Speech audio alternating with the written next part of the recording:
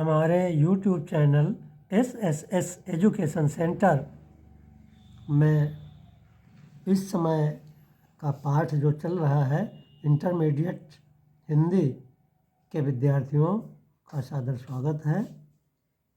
संस्कृत खंड का पठन पाठन चल रहा है। संस्कृत भाषाया महत्वम पाठ में प्रथम तथा द्वितीय अवतरण का संस्कृत से हिंदी अनुवाद करवाया जा चुका है, पढ़ाया जा चुका है। तीसरा अवतरण आज शुरू करते हैं, ध्यान से देखिए।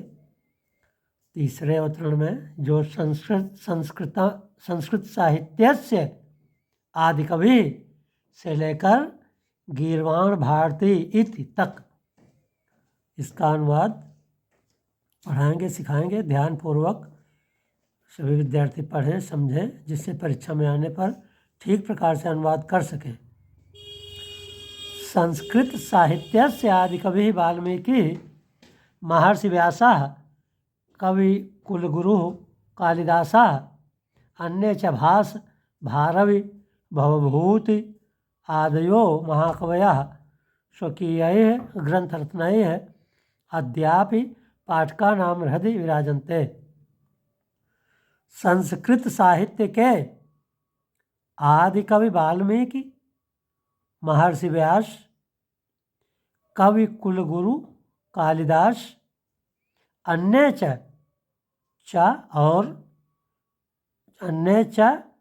और अन्य भास, ये संस्कृत के विद्वान हैं, साहित्यकार हैं, और अन्य भास भारवि भवभूति आदि महाकवयः महाकवि स्वकीयैः ग्रंथरत्नैः स्वयं के या अपने ग्रंथ रत्नों के द्वारा अद्य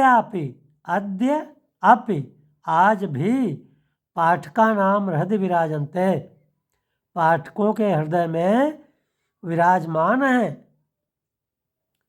अर्थात पाठक अपने हृदय में इन कवियों और संस्कृत के विद्वानों को, उनके ग्रंथ रत्न पढ़कर उनकी याद करते हैं, उनको अपने हृदय में बैठाते हैं।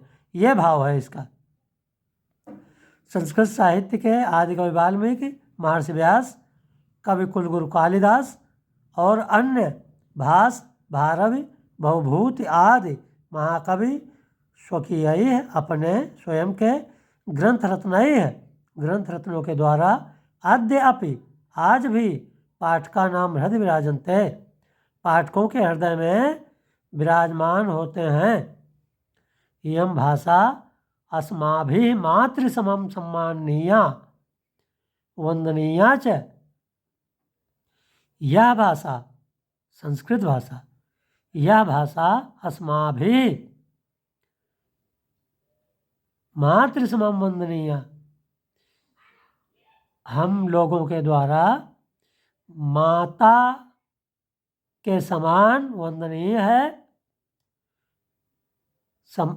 माता के समान सम्माननीय है, वंदनीय है। यह भाषा हम लोगों के द्वारा माता के समान सम्माननीय और वंदनीय है। यतो भारत मातुः